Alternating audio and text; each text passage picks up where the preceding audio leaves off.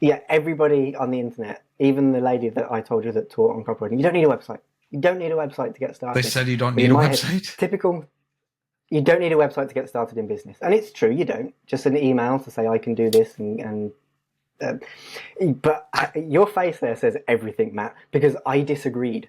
And that's this thing again about sticking with your guns, sticking with what you believe. I I didn't feel comfortable asking somebody to buy from me without having somewhere to send them to show them what I can do. And so Well, for me it website, was no, I do need a website. yeah. Well, I think it does a number of things, right? So when I started my agency, the first thing I started working on was my website, and I wanted to get that live. And that's been the same for numerous things I've done. But I think it's also a Mm-hmm. psychological thing. Like you've put a lot of thought into your messaging, how you're going to present yourself, how you're going to structure your services, because you're going to put those on your website. You're thinking about the business as you're building the website and the copy, and then you psychologically feel more legitimate. Like this is a thing that you're committing to it. This is something, there's so many things psychologically I think it does for you. Before we jump into this episode, please subscribe to this podcast, hit that notification bell if you're on YouTube, and after a listen, please give us a thumbs up, like, and share, if we've earned it. With your help, we can reach more people and deliver these valuable from the trenches lessons to those that need it. Enjoy the episode. Hello, everybody. Welcome to another The Builders. Today, we are joined by Bob Taylor. Welcome to the show, Bob. Thanks, Matt. Thanks for having me. It's awesome to be here. It's good to have you. Now, Bob is a copywriter. Yes, I am. Is that your whole title? You're a copywriter. You're the founder of CopyBean. Copywriting.co.uk, yeah. And my whole title, I like to call myself Persuasive Word Nerd. Whoa, Persuasive Word Nerd. It's a little bit. Everyone calls themselves everyone who's a copywriter calls themselves a copywriter, and I quite like Persuasive Word Nerd. I do nerd out on words that are persuasive and those techniques that we use to basically what the copywriters do. Good. So I like Persuasive Word. Yeah. You can call me that if you want. Your skills are right in your title. You're what you call yourself. We already know you're skillful. No, so Bob, you probably have a journey. And that's what we like to dig into first when we have somebody on the podcast for the first time. We want to learn a bit about you, what your origin story is, how you found your way in the world to what you're doing today in the world, doing amazing things, writing awesome copy and helping people make more money and make more conversions on the web. And so yeah, with that, I'm going to hand it over to you. You can tell the short version, long version, whatever you feel like, and let us know about yourself. Well, I can go right back to when I came out of school, where I got a job in sales. And a lot of people don't know this about me when they meet me, but I am an introvert. And a lot of people see an introvert and think that they're very quiet and they don't like talking. But not all introverts are like that. However, I was like that way back when I was 18 or 19 years old. But yeah, I went and got a sales job, mainly because where I lived, basically every other building was a sales center. It was like sales capital of the UK for some reason. But so I went and got this job, and I had no idea what it entailed. I kind of knew that it was over the telephone, but just ignored that. I needed a job. I needed to pay bills. I'd just moved out of home. So I took this job, didn't know that it was going to make me. It could have broken me, right? and it very, very nearly did, because there was a training phase, and from the training phase, they then put you through a 3-week test where you basically had to make 3 sales. And this was in insurance, and I know that you've worked in insurance format as well. So this was cold calling on the telephone, over 50s, selling them home insurance. And we had 3 weeks to make 3 sales. And by week 3, I'd made 1. And I thought, I am out of here. But somehow by Wednesday, I'd made 2 sales. And I don't know how it happened. So on that last week, I'd made the 2 extra sales, and I hit my 3 target, and apparently surprised everybody on the call center floor that I actually passed. Everyone thought I was out. they'd seen me during my 6 weeks of training and thought he ain't gonna make it. he's one of those ones that was a hire, but he's gonna disappear. But and my manager, even the team that I went on to, he even said to me, "We really didn't expect you to come out, so I guess I've got my work cut out with me." Wow. I was like, okay. The sales world is brutal. That's the first thing you need to know. The sales world is brutal. 100%. They say it like it is. So I had to learn real quick and just take this criticism. And actually, what it did is it fueled me. It said, you know what, Bob? You did 3 weeks. You made the 3 sales. There are people who didn't make it from your team who had worked in sales jobs before. And you had never worked in a sales job and you did this. Within 6 months of joining the call center, the actual floor properly, I became a senior sales advisor. Wow. And then within 6 months again, I'd been top sales advisor in that call center multiple times. And I became a deputy team leader on the team that I was on, which involved a lot more kind of sales coaching, helping the team to sell better.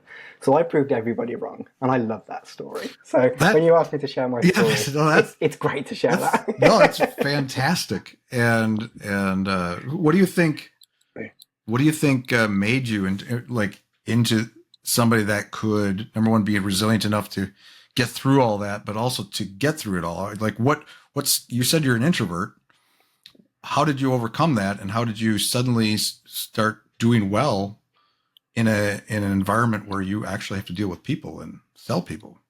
Like, it didn't come naturally. Well, did you have to really work at it, or you just?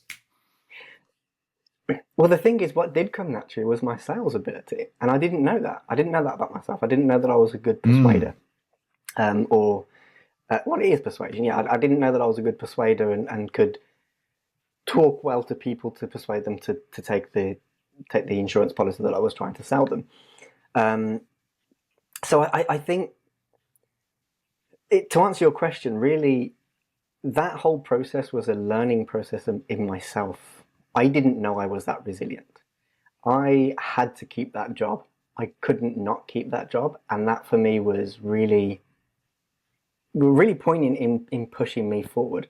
But I just said it a minute ago, but also I kind of do like to be challenged. I'm not inviting challenge from everybody in the world right now because challenges can be difficult too.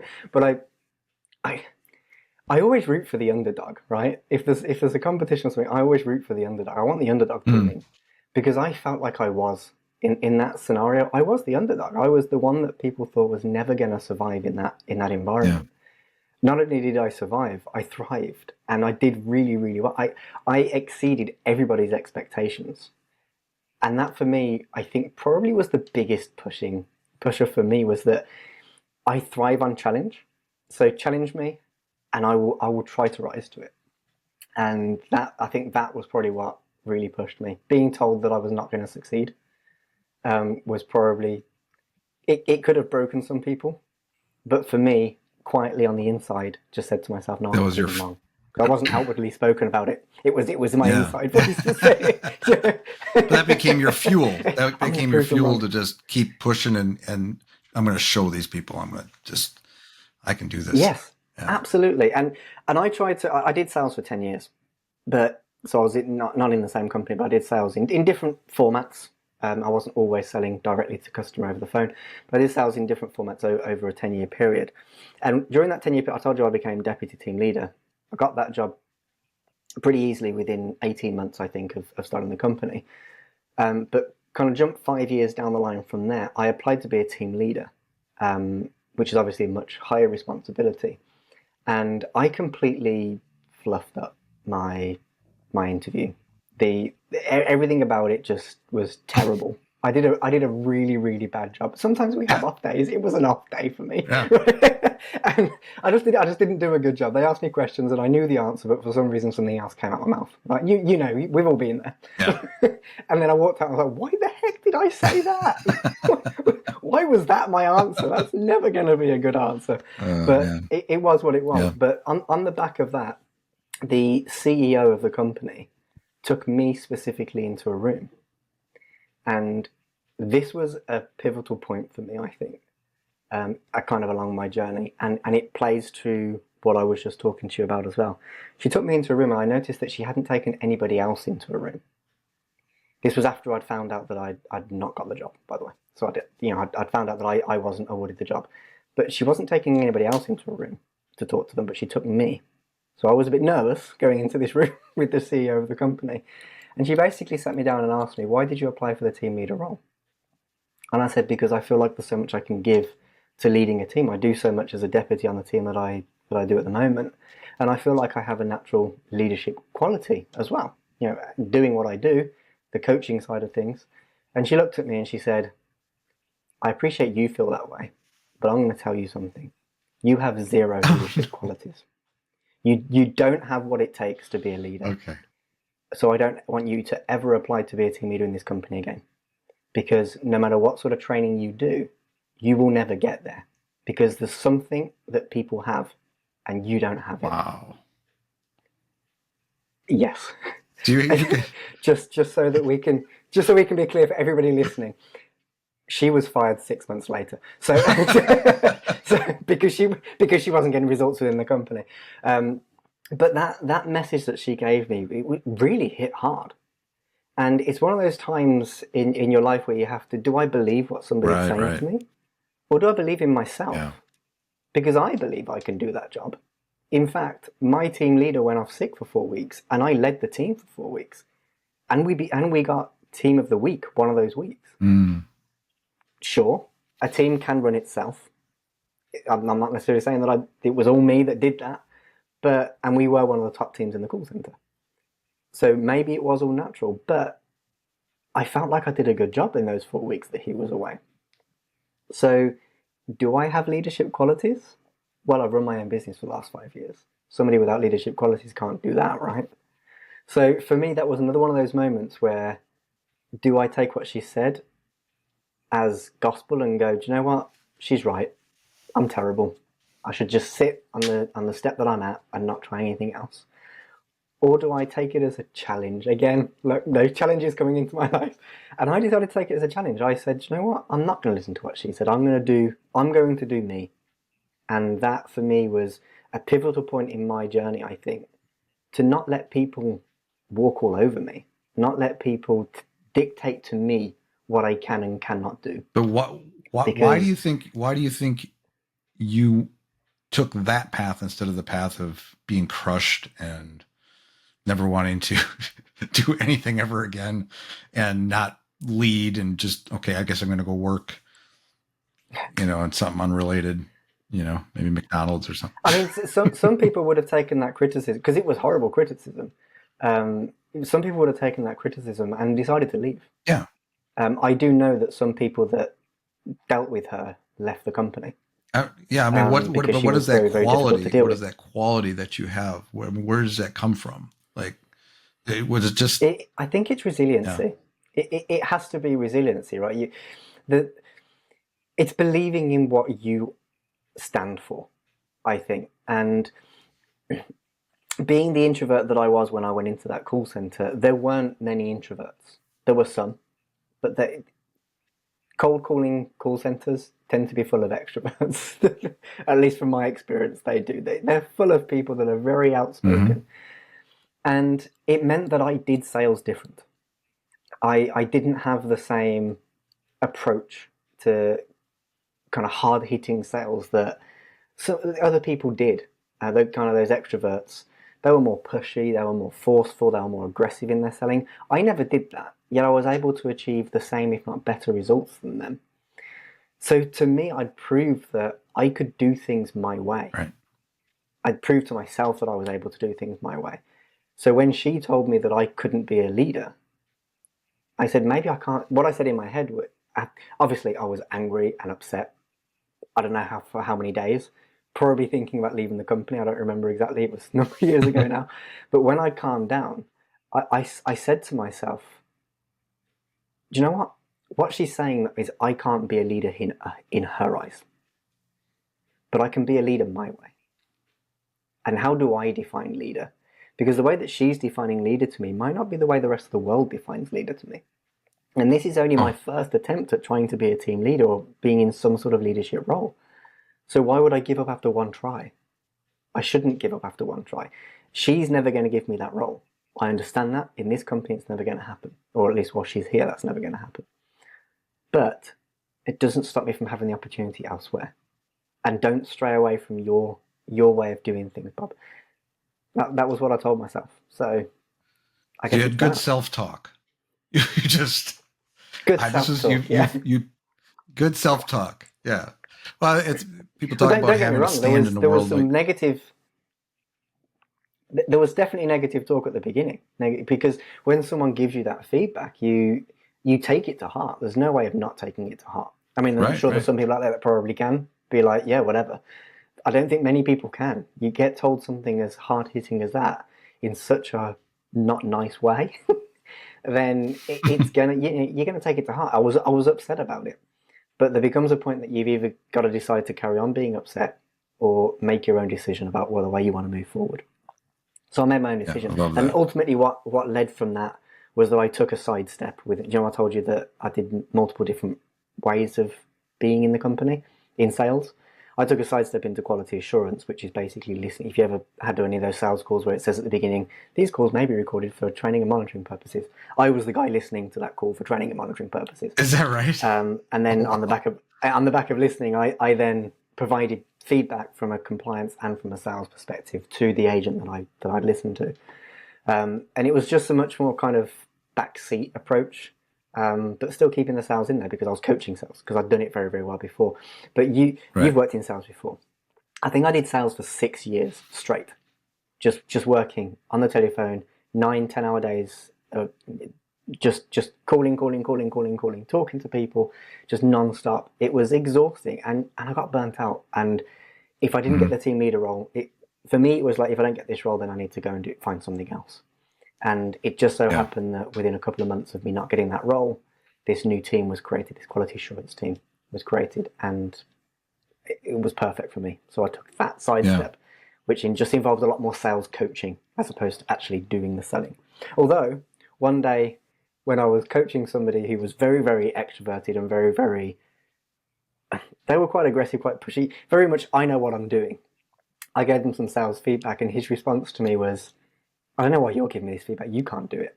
Now, he had never known me as a salesperson. He had only ever come into the company as me being a quality assurance assessor. So I said to him, you don't think I can do it? Give me your headset. Again, rising to challenges, right? And I took a call and I sold. And he never, ever spoke down to me again. Because he was like, okay. Nice. And also, I wasn't on the bonus rota or anything. So that sale I got for him, he got the bonus on. So true respect there, I think, that I gained just by proving myself to somebody. And I think that's an important lesson for anybody in business, is to stick by what you believe in and rise to the challenge. If someone challenges you, rise to it. Because you can react in different ways. You can react bitterly and be upset by it, or you can be true to yourself. Who are you, and how would you react in this if you weren't upset? Yeah, you got to try to find yourself. And I think your previous successes kind of built your confidence, and you started to realize that, well, people are telling me I can't do something, or they're not believing in me, and I just proved them wrong. And once you do it once, then it's like I can do it again and again, and just showing people who's boss. And exactly. But I will say something on the side of that. Yes, it was built on the confidence of me proving that I could do something. But at the same time, when I quit my sales job and decided to be a freelance copywriter, so started my own business, I had zero experience working with clients from a copywriting perspective. Sure, I had the sales side, and sure, I thought I was a good writer. I had no proof I was a good writer. I just love writing. I love words. But I had no proof that I was a good writer. But I knew that I was good at sales. And that there led to kind of a insecurity in knowing whether or not I was actually good at what I was doing. And I will say that despite my sales experience, it took me 3 months, or just over 3 months, to make my first sale in business. I couldn't close a deal trying to sell myself as a copywriter. But the second I did that, I took off. And it was proving, I did it once, so I can do it again. But for those 3 months, I was really struggling. My confidence took a massive hit because I thought this was going to be as easy as selling insurance on the phone. It wasn't, because it was selling something different, but also selling yourself. Selling an insurance policy is one thing, it's a product, but selling yourself is something completely different. So despite my experience and my proven success, I did struggle at the beginning to sell myself, until eventually I could kind of kick off. So there will be times along a business journey that confidence that you build in yourself might be kind of kicked to the curb a little bit, and you have to kind of dust yourself off and say, you've got to carry on. And that's where resiliency comes in. You've got to be resilient to whatever life throws at you. For sure. So you did insurance for 10 years, and in different ways, or whatever different roles you had throughout that time. So did you pivot to freelancing? Is that why you left insurance, or did you do something in between? And then how did you discover that you liked words? Like that's something that's embedded in you, okay, from something? This is a really, really good question. Yeah. So in that first role, the quality assurance team do you remember I moved to the quality assurance team from sales? That team was made because the company was almost shut down because of its compliance, because of mis-selling, and the regulatory body here in the UK basically said, we're going to come in for inspection. So they created this internal team to improve the quality on the sales floor. And as my quality was always very, very good from the time that I'd always sold ethically, so generally I always passed my calls. And some of them failed for silly things sometimes, or just because you forget to say one line in some circumstances that's read in the sales script. You have to read this line. I just forgot to read it, so I failed the call. But generally, I passed my calls. So I joined that team to help improve the quality. And over I think it was 3 or 4 years that I was on the quality assurance team in that company, the quality improved to the point that we were passing 90% of the calls that we were marking. So they just felt that there was no need for an internal team anymore, so we were made redundant. We basically did ourselves out of a job. By doing our job too well, yeah, right. You did we did ourselves out of a job. The team just worked too well together, and they said, we don't need you anymore. So yeah, we were made redundant. And at that point in my life, I was left with the decision, because throughout this entire journey, I think it was 8 or 9 years in that first company that I worked for them, multiple times I was like, I want to go do something else. I want to do something else. So I was left with the decision, do I go and do something completely different in employment? Or do I do something for myself, be self-employed? Which was just, I don't know why, just something I'd always had a calling for. I'd always wanted to just, can I make my own money myself? Can I do that? Is that something I can do? I got the I didn't retire, sorry. The redundancy package, which was basically one month of pay extra. It wasn't a massive redundancy package, but it gave me a month to kind of think about things. And in that first week, I decided, I chickened out, basically, let's put it that way. I chickened out and I said, no, I can't do this. I'm going to go and get a job in quality assurance with another company. So I went and interviewed and got the job straight away with this one company who said they were family run. They set it up, it looked absolutely amazing. However, when I joined that company, it started great for the first 3 months. But then the truth started seeping through, the reality of this horrible, toxic workplace. I won't go into the details of what was toxic about it, but many, many things made it very, very toxic workplace to work in. And the quality assurance team were all a lot of them were not very nice people. So, and I didn't know that obviously when I joined the company. I didn't meet any of them before I joined the company. And at that point, I almost kind of gave up. I was like, I can't do this. But I saw it as a message, as a divine, a message from the universe, whatever way you want to look at it, to say, you don't want to be in employment. This is employment. Doing what you're told to do, being so that you do. One of the things that was horrible was that they literally checked your bathroom breaks. And you were allowed like a 5-minute bathroom break throughout the day, 2 10-minute breaks, and then a 40-minute lunch. And if you took any more than that, they took you into a room and they said, do you need to go and see a doctor? Why do I need to sit, doctor? Oh, because you're going to the toilet a lot. Jeez. No. No. This is ridiculous. That's I rough. can't believe it. Also being dictated to when you can take your lunch break. Right. Yeah. Lots of things were just not great about that workplace. And I think what it was for me is it really spelled out, this is employment. This is what it's going to be like. We had it easy on that quality assurance team towards the end. Our manager left, by the way, and the manager was not replaced.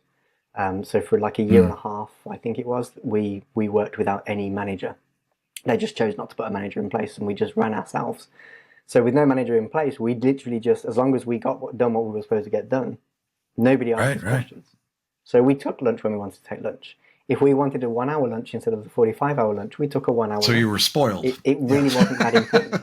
We became spoiled in that role a little bit. To a certain extent, we did get told off for some things. You know, you couldn't push it too far. But as long as we got the job done, it was fine. And I really think that's the way work should be. But in this place, it was very micromanaged, and it just felt very horrible to me. And 4 to 5 months in, by the way, you had to pass probation, which was a 6-month thing. I was like, I'll pass probation. I know I can do it. I've done this job for years, so there's no problem. I'll definitely be able to pass probation. But I don't want to keep the job. So I'm not actually interested in doing this. I need to find another alternative. And that was when I turned to, okay, I love the sales side. And that was something else about this job as well, is they didn't let me coach sales. They only wanted me to coach quality. And I was like, but why wouldn't I coach sales when I've got the experience? Anyway, I wasn't allowed to, so I didn't coach sales, whatever. But I love sales. I love that kind of aspect of taking someone from point A to point B and helping them along that journey. I love that aspect. So for me, it was like, I don't want to waste. I've done 10 years of sales. I don't want to waste 9 or 10 years of sales. I don't want to waste that knowledge that I've got, an evident skill that I have there. But I want to be a writer. And the writing, this is where the other part of your question comes in. I just loved writing from a child. I know it's a very cliched thing to say, but I entered writing competitions. I won one of them. I even got my poem published in a poem that I wrote. I got it published in a children's book thing where you could submit your poems and then they would publish a load of them. Mine was selected to be published in a book. So for me, I always loved writing. And reading. I love reading and writing. Whilst I've got 2 brothers, one older, one younger. Whilst they were playing football or doing whatever they were doing, video games, whatever, I was there reading a book. Yeah. Or writing a story. Even though I never did anything with that story. I was just doing something creative with words. Creative. So I just knew that inside of me naturally there was this love for words. So what I did was I went onto Google and I said, how do I combine words and selling? And this term copywriting came up. Boom. And I thought, there you go. What's copywriting? Because I'd never heard of it before. I'd never heard of this phrase. Discovered it was in the marketing world. I was like, I've never done marketing before. Then realized that sales is marketing. Sales is part of the marketing process. And I was like, okay, maybe I can do this. So I went and signed up for a load of courses. One of them was fantastic. The lady who taught it, she taught me everything I know. To the point that I know it now. And I loved every step of it. And throughout this course, she just kept on saying, I know the most difficult thing for you is going to be this sales aspect. And it's the most difficult things for copywriters to kind of get their head around is selling. And I was like, no, it ain't. Not for me, it ain't. Throw it at me. Come on. I can do this. I can do this sales stuff. Stop kind of beating around the bush around this sales stuff. I can do that. For me, it was just learning the techniques, learning the copywriting, those formulas, what works, those persuasive tools that we can use, which I didn't even realize I was using in the sales world, because in the sales world, when I was taught in sales, nobody had actually really given it a name. They'd just told me, do this. As an example, you've probably heard, or you may not have heard of the momentum of yes, or the power of yes. For anybody who doesn't know what that is, I'll quickly explain. It's basically the more times you can get your prospect to say the word yes throughout your conversation, just more likely we are to say yes at the end of the call. So when we ask for the sale. Now, I didn't know that I was using momentum of yes in my sales role when I was selling, but I was. And when I learned about that technique, I was like, wow, I was using a psychological bias to get people to buy from me, and I didn't even know I was doing it. Yeah. And that's why I call myself the persuasive word nerd. I was like, yeah, this is nerdy. I love this. I love knowing that I was doing something and why this works. It works for a reason. There's something here that just you realize happens. it's scientific, And a lot of, almost like yes, a lot of salespeople. And if I'd have known this when I was in the sales center, I would have trained and coached them so much on it. I just naturally didn't do it. But some people will ask a question like, you don't want that to happen, do you? Like, you don't want your house to burn down, do you? And it's actually in marketing, you've got dream marketing and you've got dread marketing. And kind of getting that no answer is dread marketing, because it's making people dread something. You don't want your house to burn down, do you? But think about what the customer's response to that is. It's obviously no. But you can ask that same question in a different way to get a yes. If your house was to burn down tomorrow, would you like to know that you've got a home that you can go and live in because the insurance policy will provide for you, and that they'll cover everything for you so that you can get your home back in state as soon as possible? Yes, I would like that, please. Right? So it's just really funny that I didn't know I was using the technique, but it was right there. But I also heard people in the call center using the momentum of no to negatively affect their sales. Whereas people in the call center that were using the momentum of yes were obviously positively affecting their sales results. Yeah. So it's just fascinating. I nerded out a little bit there, sorry, but yeah, it's really okay. There's a lot to unpack, but which often happens here. But just looking at all everything that you've done, like, number one, I love how like you reach these challenges or obstacles, and you just kind of you in a way reframe it. You're like, okay, now this is a challenge, or this is an opportunity for me to do something completely different. I was burned out on that anyway. Let me do something completely different. Yeah. And learn something else. And then along the way, you're challenge yourself to try new things and do new things. But you continue to kind of know your value and know what you want and who you are. And you're gotten that terrible job. You're like, this isn't for me. I don't need to do this. I need to find something I enjoy and bring enjoyment out of. And that's amazing. But also it's always fascinating to me when I always like to hear how somebody ended up doing what they're doing today and what influenced that. And the fact that you love to write and you love to, you have that kind of creative part of you. And then you do this sales thing, which you enjoy. And then suddenly those two things, you suddenly see, oh, here's an opportunity for me to put those couple things together and do something I didn't even know existed before. Now, because that's how I feel that's how I feel like my journey in a way. And we have a lot. As the more I talk to you, I realize we have more and more in common, because we were both in insurance. I did insurance for like a decade. Yes. I was an insurance agent, and we have that, but I also have that creative background. Like you, I actually wrote poetry and I never did anything with it. I wasn't published or anything, but a lot of poetry, art, and things like that, but then I left that and got into business, got into insurance, did all this sales stuff. And within that journey of mine, I realized, there's this thing called websites. I could build websites. That's fun. I'm enjoying that. And then at some point I realized, I can blend that together with my creativity. I can do web design and build things. And also I love tech and business, and I can blend that all together. And this is my perfect thing now. But I had to go through all those experiences to get there and try things and fail and run into obstacles. And it's really cool. It's a cool journey. So with that, so now you're doing copywriting today. You got, how long you been doing this now? Coming up to 5 years in October. So what happened was I joined that company in January of 2019, it would have been, right? January 2019, I started with that company. And by June, I started studying copywriting. So I was going to work and then coming home, and maybe not the best thing to admit, but literally doing the bare minimum for what I needed to do in that job. Nothing more, nothing less, just what was required of me, so that I had the energy to go home and study this copywriting thing and learn how do I start my own business? How do I do this thing? And by October 2019, this is where the dates get a little bit fuzzy, by the way. So I don't really know how to tell you how long I've been doing it for. Maybe we can dissect that here. But in the neighborhood's good.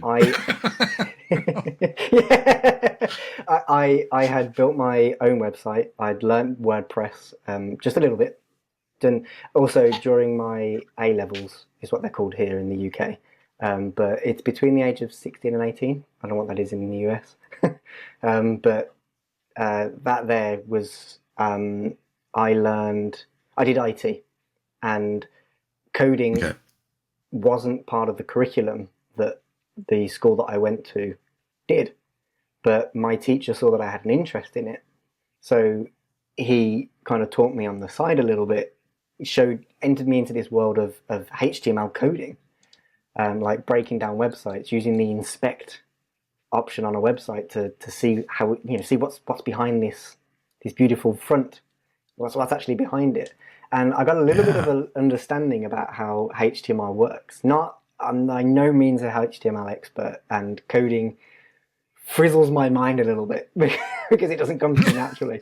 But there were certain things on a WordPress template that limit you to do certain things, and I wanted my website to do some things. Like, for example, I couldn't change the background color in a certain section. Well, if I jump in the code, I can, right? Even if a template dictates that I can't, in the code I can. So let's work out how to do that. So I spent quite a bit of time actually building my own website. That's the creative side of me again. Wanted to do that. Yeah.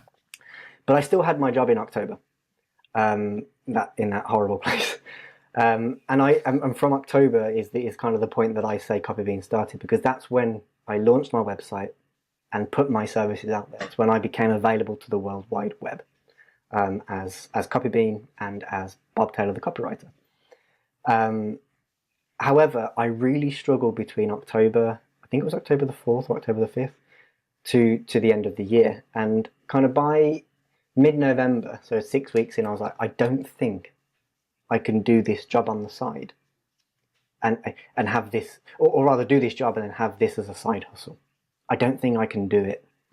And I think it's a good thing for us to admit when we can't do something, and to kind of, like you say, reframe something. Okay, my intention was to keep my job so that I've got some form of income, but also do this thing on the side until I build it to a point that I can leave my job, which is a great way, ideally, to do something. But kind of end of November, I spoke to my wife and I said to her, I don't think I can do this thing.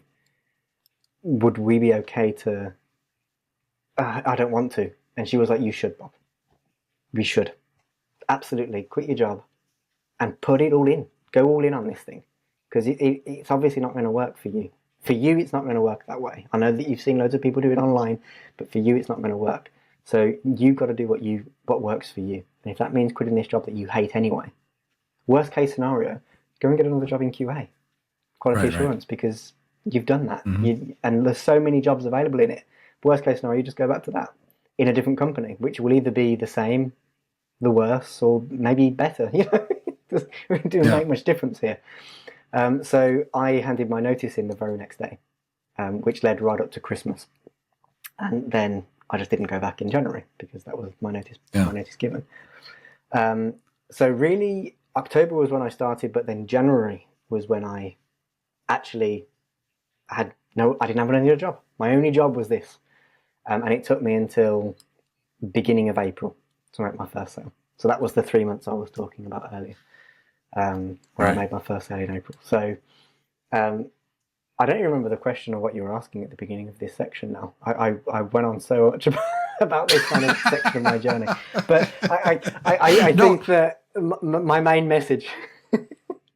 There you go. I think... So I'm I'm interested, and I'm actually we're having such an amazing conversation. We're already deep into there's stuff I had a bullet list of things that I was going to talk to you about, but this has actually been really, really interesting. Your whole story has been interesting. There's a lot of lessons here. So one of the things that, and so I like to comment on things as you talk to them, because I think, a lot of people are, it's great that you're in a position to be able to, to burn your bridges or whatever you would call it. Just say, I'm going to quit. I'm going to just focus on this thing. And, but the way you do it is what's interesting to me, because you built the website first. You learned how to do that, which is a good experience, especially for a copywriter. Everything. Yeah, everybody on the internet, even the lady that I told you that taught on copywriting, you don't need a website. You don't need a website to get started. They said you don't need a website? Typical. You don't need a website to get started in business. And it's true, you don't. Just an email to say, I can do this. But your face there says everything, Matt, because I disagreed. And that's this thing again about sticking with your guns, sticking with what you believe. I didn't feel comfortable asking somebody to buy from me without having somewhere to send them to show them what I can do. And for me, it was, no, I do need a website. Yeah. Well, I think it does a number of things, right? So when I started my agency, the first thing I started working on was my website. And I wanted to get that live, and that's been the same for numerous things I've done. But I think it's also a psychological thing. Like you've put a lot of thought into your messaging, how you're going to present yourself, how you're going to structure your services, because you're going to put those on your website. You're thinking about the business as you're building the website and the copy, and then you psychologically feel more legitimate. Like this is a thing that you're committing to it. This is something, there's so many things psychologically I think it does for you. And then also, when you do approach somebody to do work for them or whatever, they're going to see you as, he's at least somewhat established. Obviously in the beginning, you're going to have fewer stories. You're going to have fewer things to share or testimonials or anything like that. Mm-hmm. Yeah. The first few years I had a website, I didn't have that. It took me a while just to get some testimonials on there and to even have a small portfolio, but you can do that later. Just getting something done, getting a logo, getting, something. It's that kind of creating a brand, and that's kind of fun too, right? It's kind of fun to do that. Oh, it's so fun. It was so fun to build the brand. My original Copy Bean logo is not the same as what it is now. Because I changed it. I decided I didn't like the old one. Yeah. Also, it was kind of done in that kind of, not a dark time of my life, but it was when I wanted out. I was kind of desperate. So I rebranded 2 years in, I think. So just changed a lot about. Yeah. But yeah, building brands, it is really, really fun to do. And I think that was part of it for me. It's like, I don't really even know how to go out and sell myself. So let me build a website to show what I do. There was also another element. My family had no idea. They didn't understand what I was doing. It's like, what, you're gonna do what now? And you have to remember that this was 2019. This was right before COVID, and before everything went online. Before this whole have a side hustle thing started. This was before that. So they were a little bit confused by what was going on. What are you going to be? What's a copywriter? So for me, it wasn't just being online and looking legitimate. It was looking legitimate to my family and saying, look, go to this website. There I am. That's me. This is what I'm doing. Yeah. And I think that was an important step for me as well. But yeah, building a brand it is fun. It's and I will say that the copy on my website before I launched in October 2019 changed numerous times during the build of putting that website together. That's the other thing I'm hearing here. So it's a really important lesson to somebody that are starting out. If you're thinking about starting a new business or, whatever, you don't have to get it perfect day one, like mine too, like my logo, like I'm talking about Unified Web Design, my agency, but my other ones, other things have changed too. But the logo was completely different color. I started with green. I have blue now. at some point I decided I'd rather like this blue. This is I love blue. It's my thing. It means this psychologically. It just fit. And the design of the site and the focus, especially as you get business, you start to realize the type of business and what your audience is going to be. You start to attract, figure out your vertical or whatever you're focused on. And so that can evolve, but just starting out with something is important. So really good lessons in there. So, so from there, it took you a while. The last thing, let's talk about this. Like, it took you a while to get that first sale, and it is hard in the beginning, right? It's because you're starting out with no portfolio, no real stories to tell about what you've done for other people.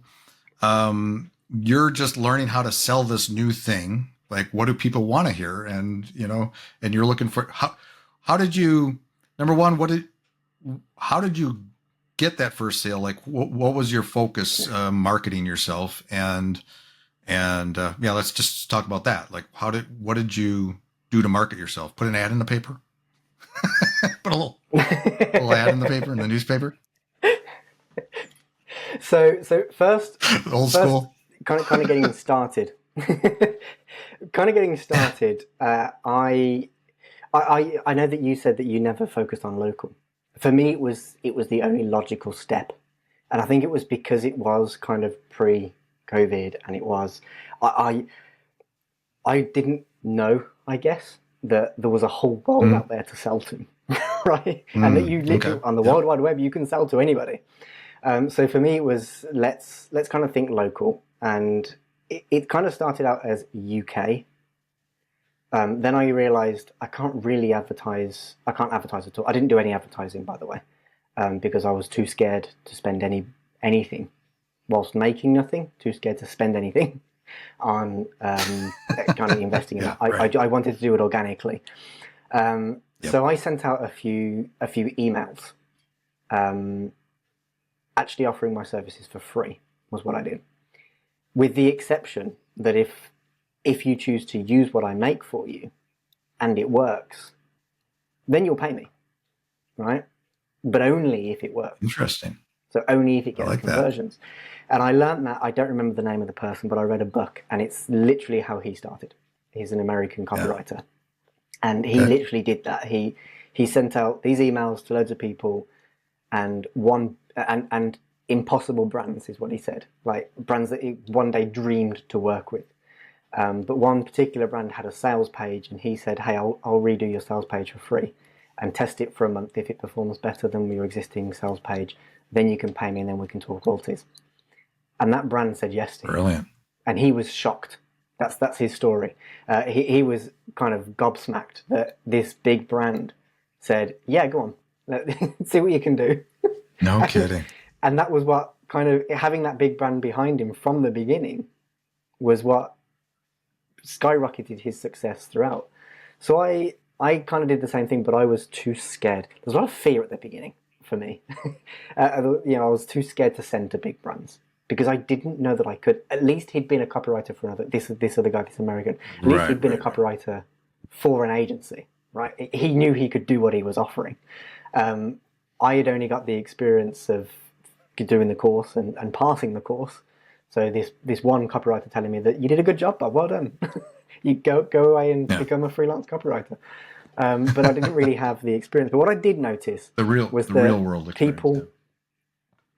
Yeah, exactly. People were asking for portfolio, and I had no portfolio. I had nothing because I had no experience. I had nothing.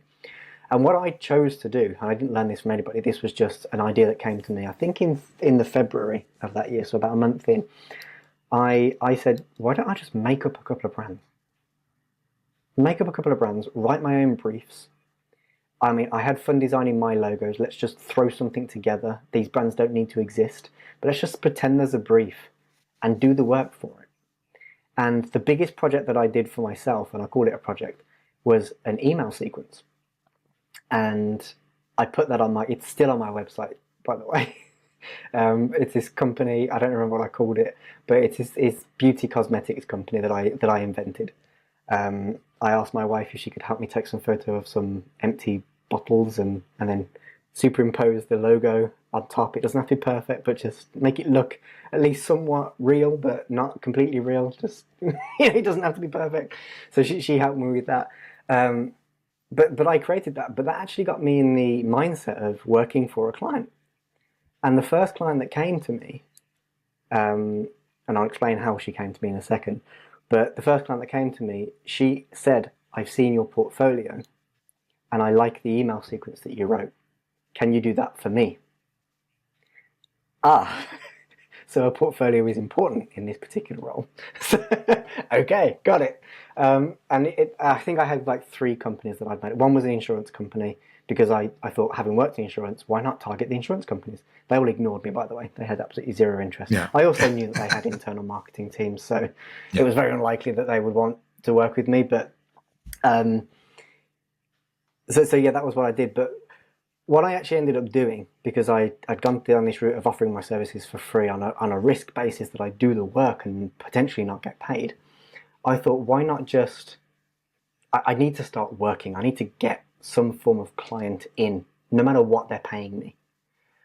So I joined the freelance websites that are out there. I don't even remember the names of some of the others, but it was Fiverr. Everyone's heard of Fiverr. That I joined, and it was 2 weeks later that she came to me through Fiverr. And I had in my frequently asked questions section of the gig, is what they call it. Want to see the portfolio? Click here, and it was the portfolio on my website. So she'd obviously looked at the gig and read through it, and then actually gone to the portfolio. So that was what brought her into me, and it was the portfolio piece that really closed the deal. I'm actually working with her, and just as a little extra bonus tidbit, she's still a client today of mine. Wow. Still a client of mine today. So yeah, Nice. We've been working together since the beginning, and I remind her every single year, "You're still working with me, and you've been with me since the beginning." I love it. Thank you so much. No, that's so with that portfolio, did you have a note on there that this was a made up company, or were you just like, just put it out there and they won't know? I don't remember. I think I haven't been on my portfolio. Do you know what? I Like have a also little updated disclaimer. my portfolio for a long You time. should have it at least in little writing, right? Like just like little disclaimer. By the way, For some this reason, is having worked in insurance with so much compliance, I kind of feel like I did because there was so much compliance there. But honestly, I couldn't honestly tell you because I don't know. But I did have a client tell me, asked me, I can't find this company online, and I said no, it was a made up company. I made it up as an example in my portfolio. Oh, it's interesting. So no, I mean, it's good. And yeah, well, when somebody asks, it's always, no, it's funny because in web design development, right, it's a similar path. And like when somebody's starting out, it's really difficult to get that first sale, especially the first few sales, even the first few sales. But a lot of the advice is always work on your own projects. Create your own project, come up with some kind of tool or type of website and build that and use that as kind of, people do that all the time where like they point to the projects they've built. It's not necessarily for a client, but it's a project a personal project I built and boom. And they can speak to that. And that's a similar thing to what you're doing, which is very, very interesting, to kind of, it still showcases what your knowledge is and your skills and somebody, and it can help sell you. Cause it's just like, there's so many things. Like I remember, I bartended in my 20s when I was trying to be an artist. I had to pay the bills. And I bartended. I remember trying to get that first bartending job.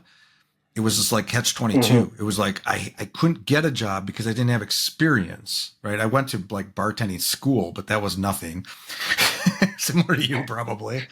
You couldn't. It's like they needed experience, so you had to find one that didn't need experience to get the ones you need experience. But how do you get experience without getting a job? Like you need to get a job to get experience, but they need experience to get, it's hard, but you do that. So you do what you can and you don't give up. And, Bob, I could talk about this all day long. I feel like there's still parts of the story we haven't even got to.